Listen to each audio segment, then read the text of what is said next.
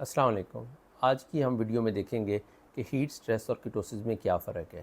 Ketosis एक metabolic disease है जो नेगेटिव एनर्जी बैलेंस की वजह से हाई लैक्टेटिंग एनिमल्स में आती है, ठीक है। और अक्सर लोग हीट स्ट्रेस को भी उसके साथ मुमासलत के तौर पे देखते हुए वो तमाम तर फीड एडिटिव्स यूज़ करते हैं जो कि कीटोटिक एनिमल में यूज़ करते हैं। तो इसलिए हमने समझा कि हमें इम्पॉर्टेंट है कि हम डिस्कस करें कि हीट स्ट्रेस किस तरह सिमिलर है कीटोसिस से और किस तरह डिफरेंट है कीटोसिस से।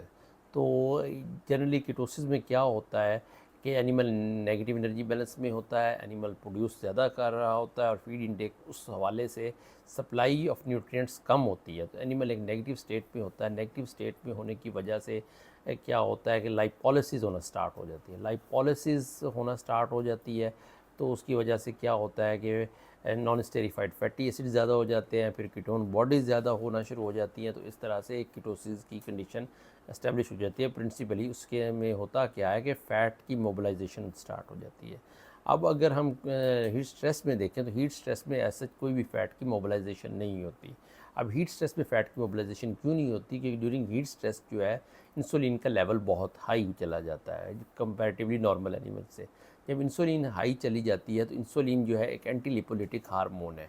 एंटी लिपोलिटिक हार्मोन का मतलब क्या है कि फ़ैट को मोबिलाइज़ नहीं होने देता। तो ड्यूरिंग हीट स्ट्रेस कोई कभी भी नीफा इंक्रीज़ नहीं होता और बीएचबी कीटोन बॉडीज़ भी इंक्रीज़ नहीं होती।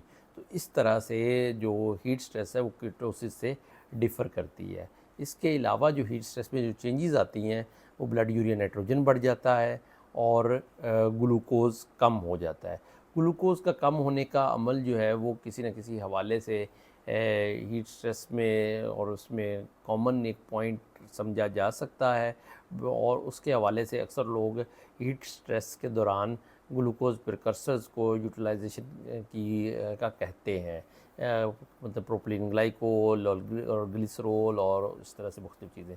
बट अभी तक लिटरेचर में बहुत ज़्यादा ये एक डिबेटेबल चीज़ है क्या ग्लूकोज प्रिकर्सर्स यूज़ करके हम हीट स्ट्रेस को क्योर कर सकते हैं या नहीं।